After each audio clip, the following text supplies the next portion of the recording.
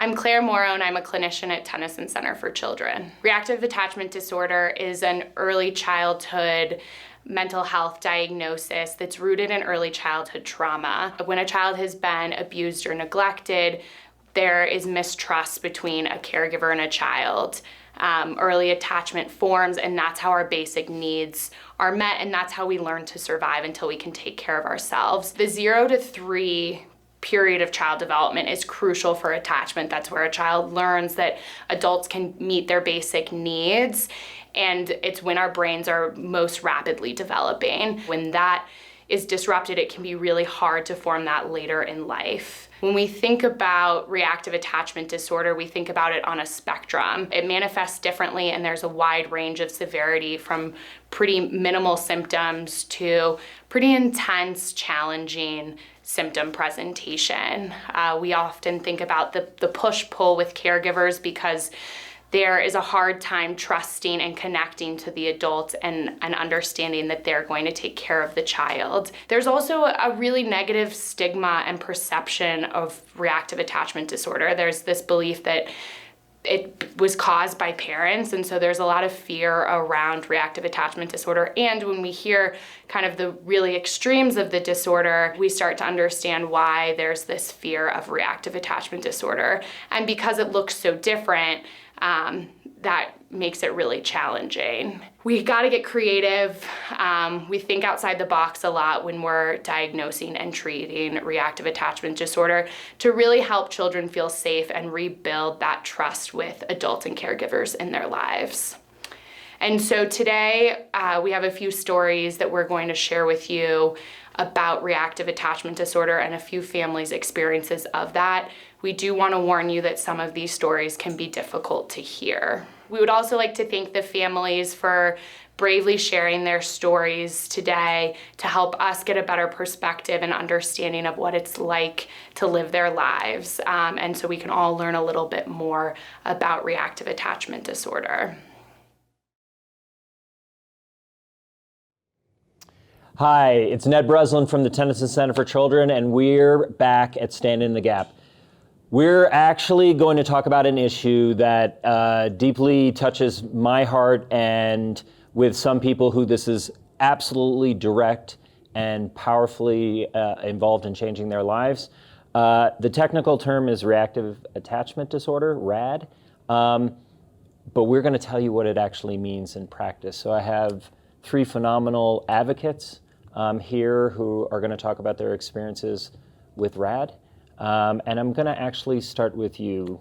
Could you tell us who you are? And if I walked into your house as a, just for a visit, what would I have seen? So my name is Beth Cochran, and in our home, if you had walked in, you would probably be immediately greeted by myself or my husband and probably our dogs. Mm-hmm. You walk in and expecting there to be kids around, and they probably wouldn't have been where you would see them. Our child with RAD would have likely been either in the room or doing chores of some kind. Mm-hmm. And the other kids would probably be in the basement, mm-hmm. trying to stay away. Stay away from this child. From the child, correct. And the chaos, yep. and the yelling, and yep. everybody being angry. As you make your way into the home, you'll notice that there are cameras. Mm-hmm. And you realize you're probably being watched. Mm-hmm. You will notice in the kitchen that there's a lock on the pantry and a lock on a cabinet door where we would keep all of our knives and sharps and meds. Yep. Once our child would eventually make it downstairs, you would find them with a great big smile and greeting you happily and mm-hmm. very polite, great manners. Yeah. But definitely testing limits. Mm-hmm. Very slyly that you may not pick up on if you weren't aware of what was happening. Mm-hmm. And eventually kind of slipping away. And that's when the trouble would start, because they're sneaking around, doing things they shouldn't be doing, getting into mm-hmm. who knows what. Yeah. Yeah.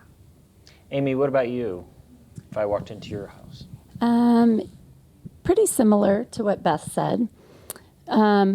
In my house, if you would have walked in, my child with a disorder would have been greeting you at the door. She would have been the first one at the door, and very polite, upbeat, beautiful little girl. And my other children would probably be hiding or not around, not interested, for similar reasons that Beth spoke about.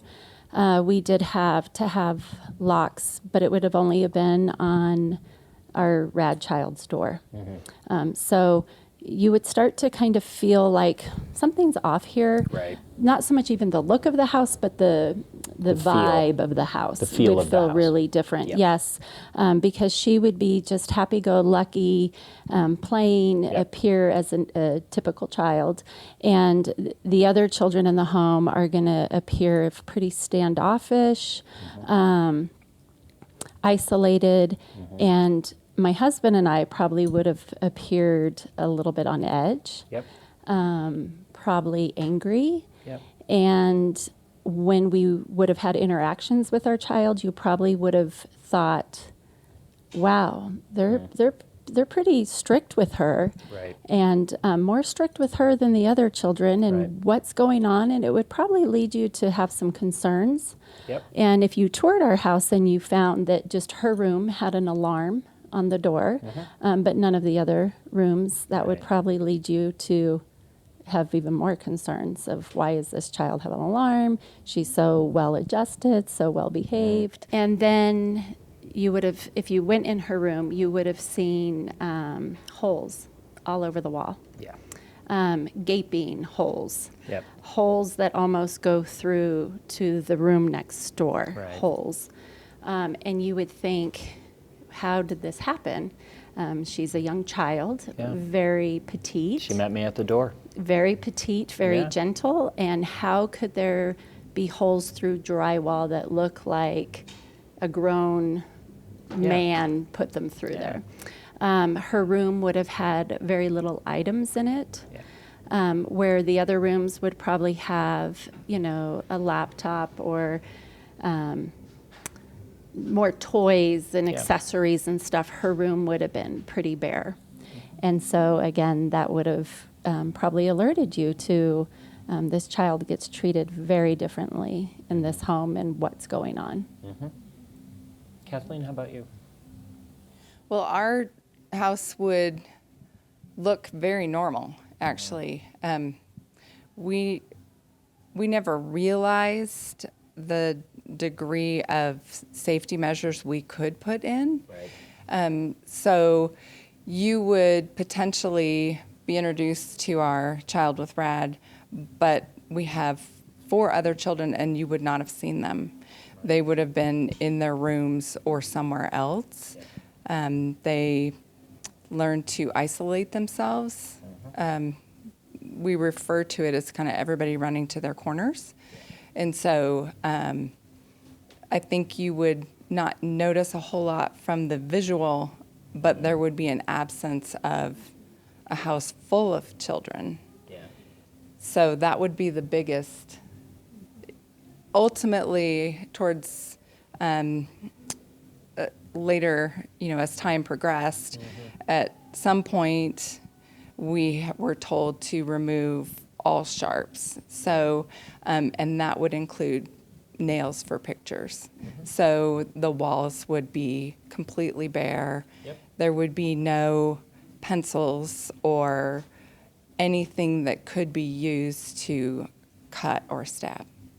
Heater vents. Yeah. Heater Yes. vents. Things you can't even imagine. Door stops. Curtain rods. Yep. Anything with strings.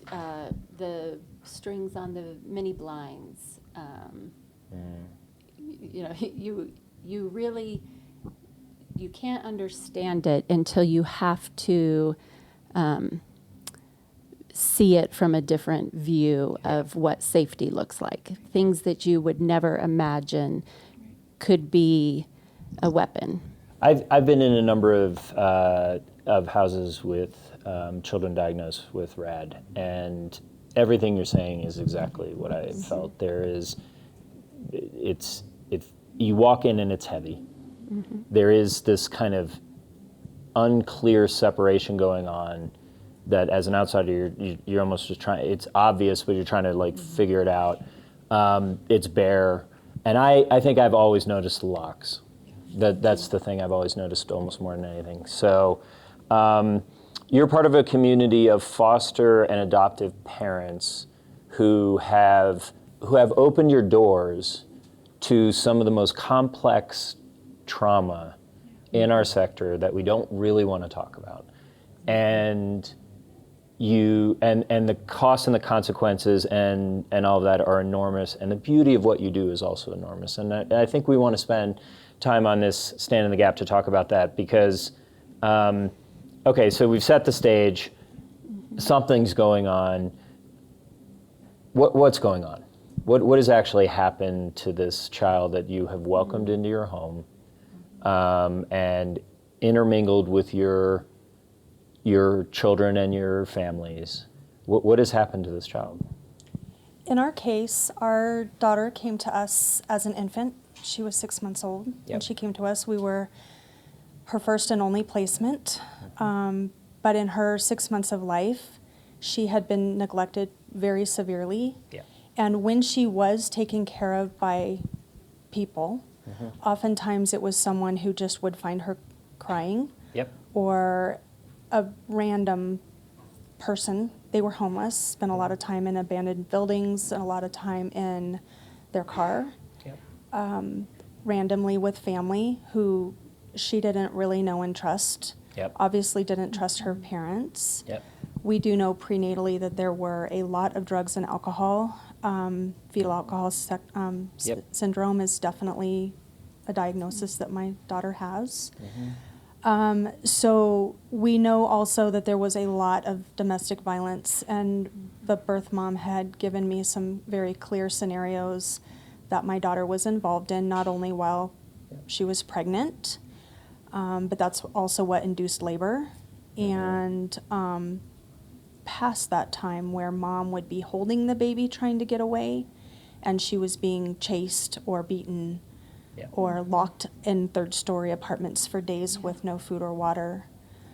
The neglect was very severe, and when my daughter was going to visits with her biological parents, I vividly recall the caseworker saying they had never seen an infant react in the way that my daughter was reacting when she was there. A red flag that we had about how significant things were is we knew a little bit of history about BioDad because there had been criminal record. And the county that we were working with had worked very, very hard to keep us anonymous, which we appreciated very much. Which matters. And we know that doesn't happen often, and it needs to happen more. So we knew that what she had suffered, even though at that time we didn't even have those stories from birth mom yet, we knew it was not good. And we knew the minute she walked in our house that something was not right. Just in the way she would watch us and interact with us. My background is in social work and child development. There was nothing what you would call typical from that moment forward. She never bonded. Never. I mean, that's the and core. was bonded to nothing. She was bonded to nothing. Yeah, and that's the core of the disorder. With our experience with the disorder, same thing, complex trauma. We received our child at the age of 7, and we were her first placement as well. She had never been within the system, so she had 7 years of abuse, neglect, the domestic violence. I think in her case, a lot of it was her biological parent had extreme drug addictions, methamphetamine. So my child went without food oftentimes. I think that was one of the biggest traumas for her was the lack of food, lack of supervision, left alone. She would tell me stories of being 3 and 4 years old and being home alone. And then the number of boyfriends that mom would have. And so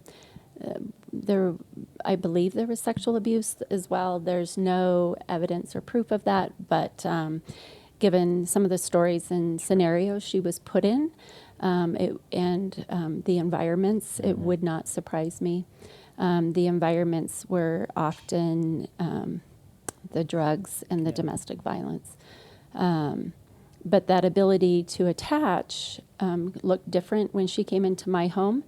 The red flag that I wish I would have known was a red flag, looking back, was immediately within like 2 or 3 days calling us mom and dad, and just dancing around almost like happy to be in a family. And so we put ourselves on a pedestal of like, oh, look, we are doing this great thing. Yeah. We are meeting her needs, and we are being this wonderful family to her. And, she's calling us mom and dad. But the red flag that I look at is she never asked about her biological mother. And now when I look back at our experience, that attachment wasn't there. Right. And there wasn't that attachment to ask about our biological mother.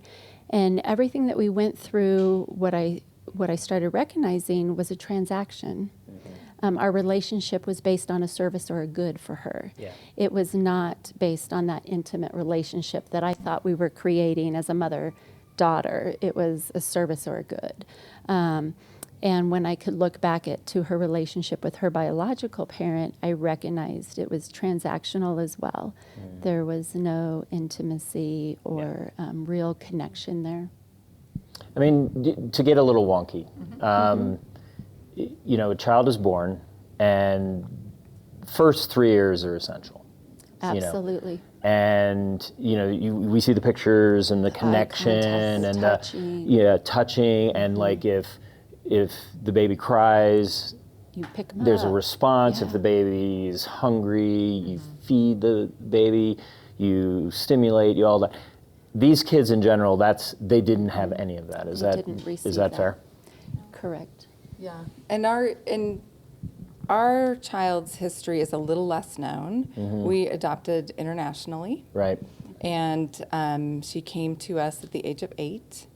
So there's a huge gap that we're not fully aware of, although, we were given a history I do believe is relatively accurate. But there was a disruption, a death of biological parents in that first 3 years, and then just kind of bouncing from relative to relative. And so that ability to form an attachment to a caregiver was disrupted and never processed. Over and over again. Right. And so, in our case, a little bit different, but I do believe the disorder being formed sometime in the first 3 years, there was reason to believe all those pieces, the trauma and neglect, although not necessarily intentional, was there. Yeah, I lived overseas for a long time and lived in Africa for 16 years, and marvelous experience, fabulous families, really great stuff. And then you'd go to like an orphanage, and you just had all these kids they need homes, and international adoption, local adoption, like kids need It doesn't matter. homes. Kids It doesn't are matter. kids. It doesn't Kids matter are how they kids. come in. Right. Yeah, but I would look at this and I would just see kid after kid lined up in these beds and screaming and yelling, and not enough people to help them, and they're tiny, and you're just like, for all the care, and thank God they were there. Right. There are implications to this, and Right. these kids are not. So this bonding, this attachment, that's why it's called reactive attachment disorder. The attachment is the key, is that, again, from 0 to 3, if those basic needs are not met, if that connection is not made, then all of a sudden you start to, and a lot of times when people, like you said, 6 months, you don't even know, or international adoption, you don't really know. And all of a sudden these behaviors start to manifest Right. in your home, and you end up with locks on the door. And They're extreme behaviors. they're extreme behaviors. So They're that's where I wanted to go. Like, extreme what are we behaviors, yes. actually talking about? Like, Wow. then, and you can take it away Yes. from your own situation. You can Sure. go as deep in your own as you Yes. want. But Yes. but there's a fair amount of commonality in it. Right. Yeah. So, what are I we will seeing? say my situation kind of manifested very differently than the majority of people that I now help, Right. families that I now help. And it was always hard, but we figured, well, we knew this is going to be hard. Right. And especially because we're moving a child from one culture to another. And Yep. but that part never seemed to bother her. When we said goodbye to bio family in her country, I mean, she was bouncing from lap to lap Sure. as an 8-year-old, not concerned at all about leaving with strangers, and was waving at all the kids on the street as we drove away with a big smile on her face, and Yep. climbed on an airplane and flew to another country. And that didn't seem to bother her. Yep. That should have been a red flag. Yeah, There yeah. were no tears ever. Right. And so, so it was hard. And a couple of years in, at the age of 10, she stopped eating. And what we realize now is that eating issues, and I just use that word very loosely, Yeah. are very common amongst kids with RAD, and it's a control issue. Yes. But we thought that she had anorexia. Right. So and by stopped eating, I mean like can drop 30 pounds in 6 weeks. Wow. No food. And I realized that the life that she led of deprivation was so severe, we would never understand that. And so she could then deprive her body of its basic needs because that was a familiar feeling. She did go without food when she was younger. And so that launched us into institutions Right. and therapists. And up at to that point, we had not had her in any sort of treatment. It seemed like I needed the therapy, Right. actually, and she would refuse. I hate you. I don't care if I Right. ever have a relationship with you anyway, so Right. what do I care? So I was the one in therapy for the first time ever. And so this started the cycle of inpatient, then release, then inpatient. And it started, we didn't have a diagnosis. I was at going that to say, point. I mean, at this point, nobody No. actually knows No, what's going nobody- on. So nobody we're acknowledged treating that. anorexia, we're treating Correct. this, and it's like, actually, these are just manifestations Yes. of this. Yes. And so what I saw, the first admission, I thought, well, this is great. This is our chance to prove to her Right. that we're in this, Yeah. we're going to be there, Yeah, we're we're not your gonna go away. family. Yeah. And so every day, all day long, I sat in a hospital Yeah. for 3.5 weeks. And I even got a comment from one of the counselors on the unit. She's the most well-adjusted adopted child I have ever worked Right. with. And I'm thinking, oh, okay. Yeah. Am I insane? Yeah, I'm pretty Right. sure I'm insane at this point, Right. but okay, whatever. And so, but I'm thinking this is great because I'm right there. There's lots of physical contact, which was always very uncomfortable for her. Mm-hmm. And then the night that she was released, so Mm-hmm. 3.5 weeks in, we sit down for dinner and she says, yeah, I'm not going to eat that. I don't have to. I'm not there anymore. Right. And I was floored. We were really in a bind because I'm recognizing that the more involved we're getting, the worse she's getting. Right. We're supposed to can't be- handle it. She actually can't handle it. She could not stand it. So Right. I'm telling the Right. facility, I can't do the meal planning because if I plan the meals, she won't eat. Yep. I can't sit came next from to Mom. her.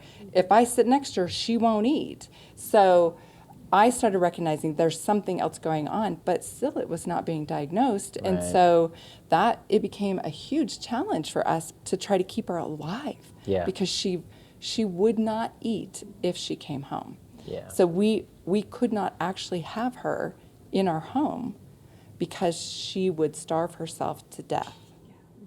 I've seen it again. I've seen that a fair amount. There's a particular reaction to mom, Yes. The nurturing enemy.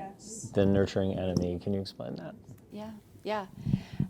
So, the nurturing enemy is usually the mother, but not always. The primary caregiver could be classified that as well. It's the one that is providing that nurturing, the caregiving, the primary caretaker of what's in that child's best interest. Right. And our child, the behaviors that we saw was different because nobody saw it on the outside of Right. our home. Everybody within our family unit immediately in our home saw the behaviors, screaming, yelling, not just screaming, raging, raging, not screams, not tantrums, rage. Rage where a 45-pound child could put a fist through a wall. Right. And the problem with that is as the nurturing parents, the more we would try to console her Right. and comfort her, the more escalated she would become because of that flight or fight, which makes sense if you feel like you're endangered, because that's how her brain developed. I'm in a dangerous situation. Somebody's trying to connect. Somebody's trying to love. It's unfamiliar.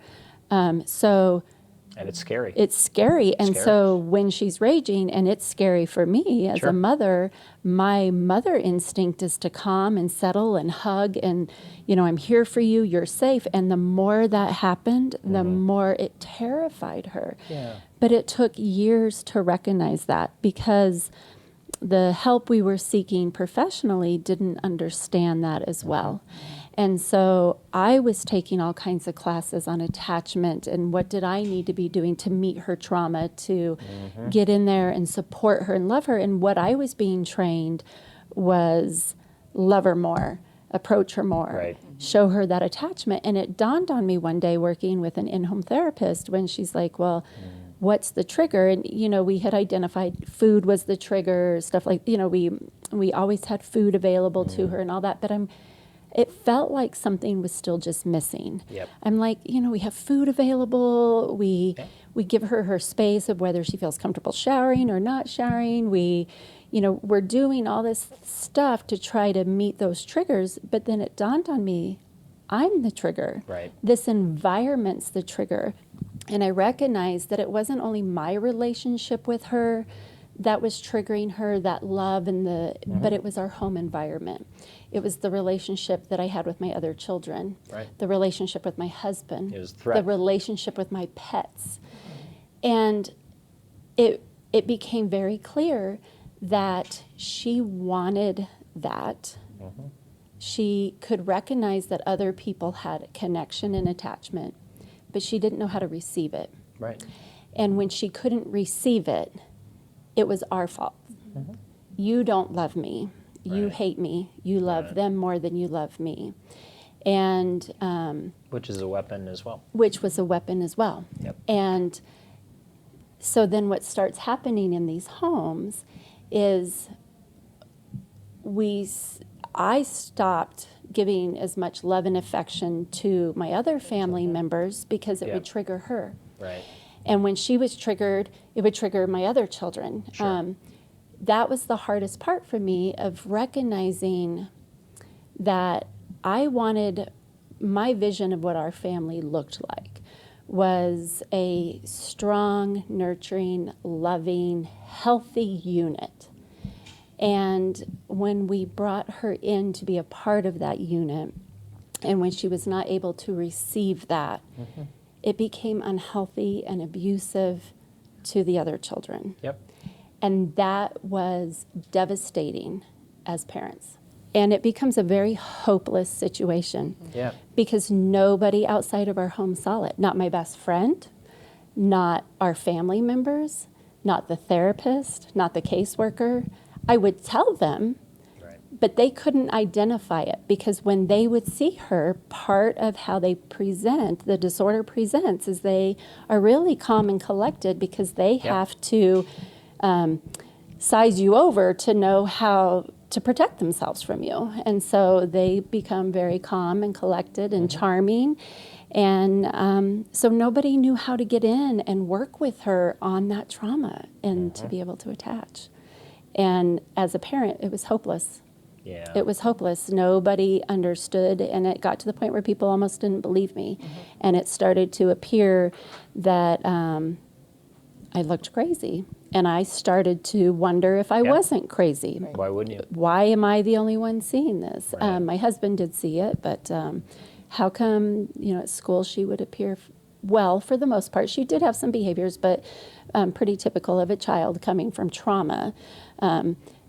But I'm talking about the reactive attachment disorder. Yeah. that's way beyond trauma in my mind.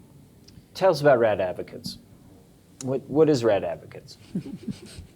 Well, we actually came together in a time when we were all in crisis. Yep. So we found each other in what we refer to as the underground world of RAD. So that is a place where parents connect in social media, in secret groups, who share the experience of parenting children with RAD.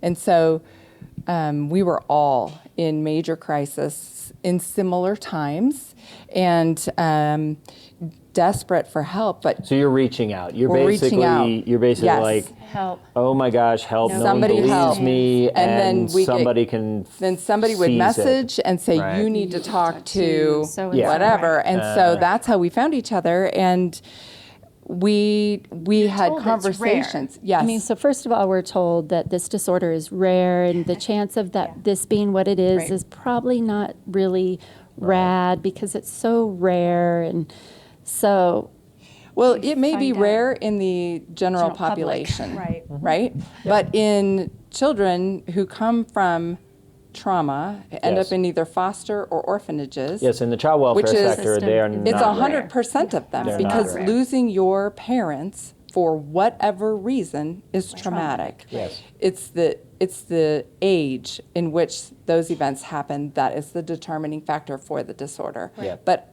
we would argue that there is a very large number of children Yeah. who come into families either through foster or adoption who have the disorder.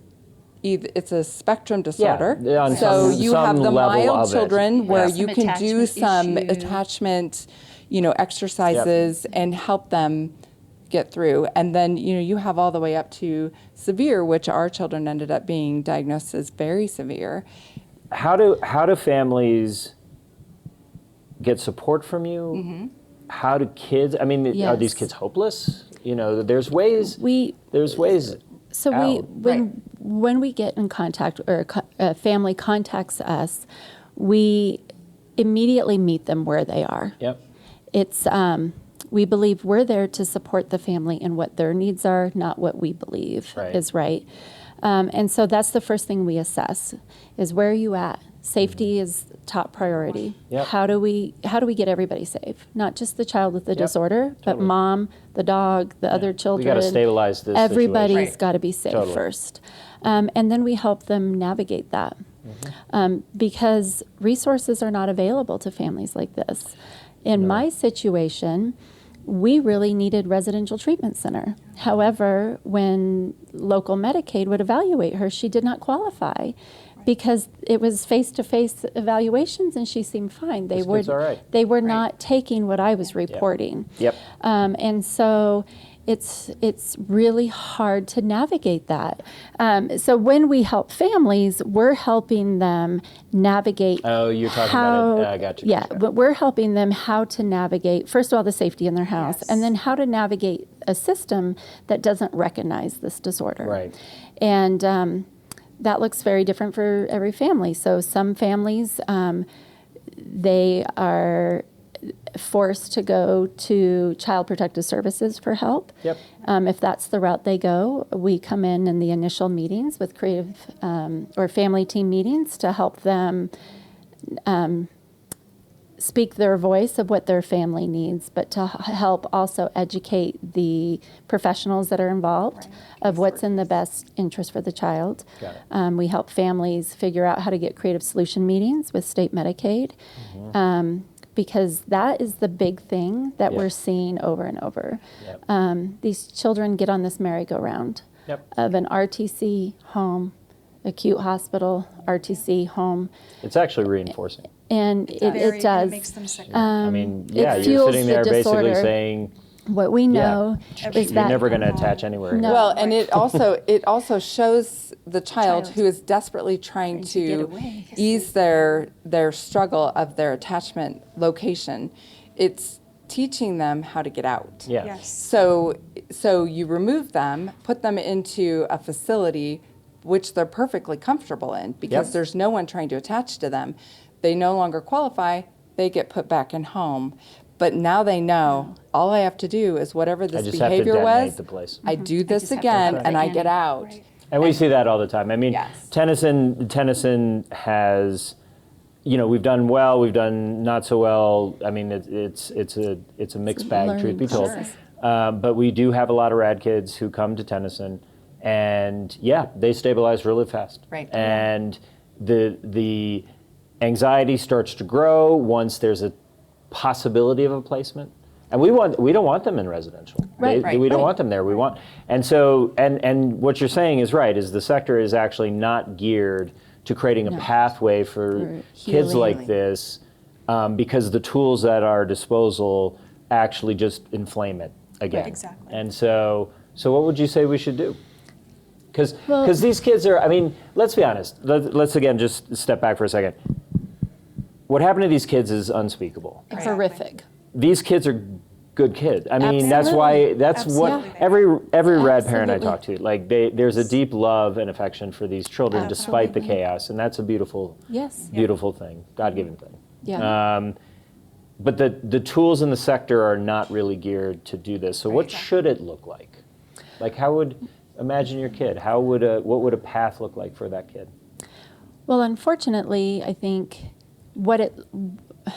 it looks very different than what we're programmed to believe Right. what it looks like. Yeah, it's counterintuitive. The It's whole the path is completely- totally counterintuitive. Yes. And I know, again, looking back at our situation, what could have helped be more successful was, one, I recognize that healing is not going to occur without a felt sense of safety. Yep.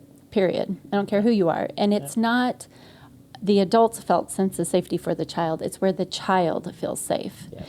And so for my child, she did not feel safe in our home. Yep.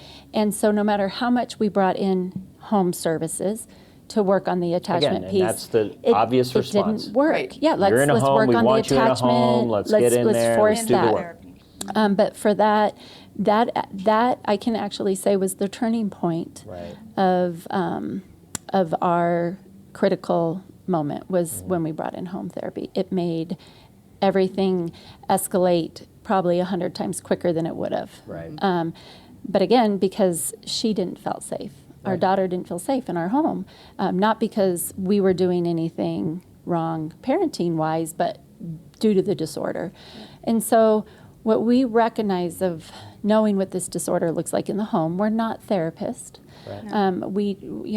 But we can recognize that the child has to have a felt sense of safety. And that looks different for every child. Yep. For some children, it can be in the home on the milder end of the spectrum. That can look like safety in the home and some good attachment work. For other children, it needs to be out of the home. Yep. But once that child has that felt sense of safety, then I think it really looks like going into that trauma work. But the trauma work, it becomes very difficult because sometimes, like in Beth's case, it was pre-verbal. Right. And Right. Right. so having access to all kinds of different therapies, which again, often children who come from the foster care system don't have that access. No. We have Medicaid, and with Medicaid, you're not going to get EMDR. Right. Possibly, maybe, and I know in our case it was a year wait list. Yeah. You're not going to get neurofeedback.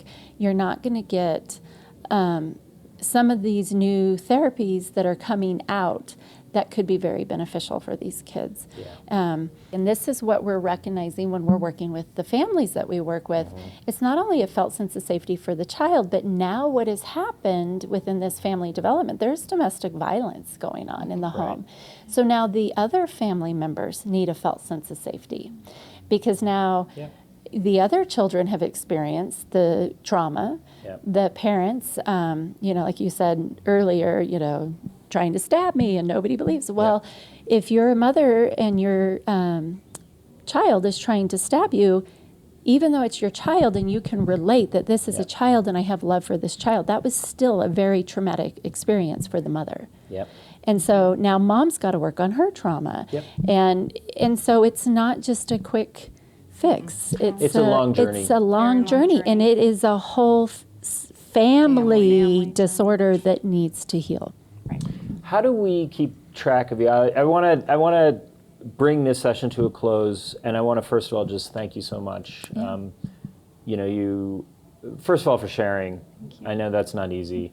Second of all for everything that y'all have been through, and still standing with these kids. That is remarkable. And so how can we keep track of y'all, and how can we help? Yep. So we formed an advocacy group called RAD Advocates. One of the things that we do, obviously, is coming along families. We also try to educate professionals in different fields, whether it be county, whether it be Organizations like Tennyson? Tennyson, schools. Church. We hold trainings to try to give those who do not have children with this disorder in their home, we try to give people insight as to what it looks like in the home, because it's somewhat of a chameleon disorder. And so if you're only getting one view of it, you don't have a complete picture. Yeah. And so we formed RAD Advocates. And so at this point, part of the thing we're trying to do is encourage families to break the stigma of reactive attachment disorder. People don't like that word. Right. They don't like RAD. They don't. They don't like that we call ourselves RAD advocates, because Well, they don't RAD like RAD is because it has an implication Yes. of a Exactly. different healing journey that's messier to understand. Exactly. And so it's not so easy to put in a Right. box. It's- But actually, we got to own it. But it's Yes. not You going to need go to own it. away. It's not going to go It's away not just gonna because go away. we don't want to say the talk word. about it. Only Right. gonna Because it's hard. Yes. So we're trying to create a movement with encouraging families to speak out and break the stigma Right. of what RAD is. Yeah. How can we, website, Right. social media? Yes, it's radadvocates.org. We also have a RAD Advocates Facebook page. We try to do updates weekly on what we've been doing. Yeah. We work with upwards of over a dozen families every week. Yeah. We get calls from families who've either found us through Facebook, through our website, or through word of mouth. And so we work with a large number of families. We do our summaries every week so that people see this is what we're doing, and we're just trying to get the word out there that we do try to help people navigate. We're not a funding source for families, but we can certainly come alongside them and help them not be isolated and give them direction. But you can find us either Facebook, website, and We're spreading the also- word. Right. We're also on Instagram, and we're on LinkedIn, and we're on Pinterest also. We're gonna put that up so that everyone can see how to contact you. And Great. again, I just want to thank you all so much for you. Yeah, coming. thank you for Thank what you do. Thank you. Well, we've got to respond as a sector differently, Yes. and you guys are starting to create an understanding for all of us to reimagine the way children and families move through this. Because at the end of the day, it just suggests again, we got to intervene earlier. 0 to 3 so matters, so matters, so important, matters. And for kids on this, it's a long journey, and let's go on that journey because those kids matter, and because people like you have decided to go on that journey and shouldn't be doing it alone. Yes, So I want to thank you all so absolutely. much. Thank you Thank very you. much. All right, that's it for this edition of Stand in the Gap. Check out RAD Advocates. They're phenomenal. They are telling a story that is more widespread in the child welfare sector than many want to acknowledge, but we need to acknowledge it. Thank you all.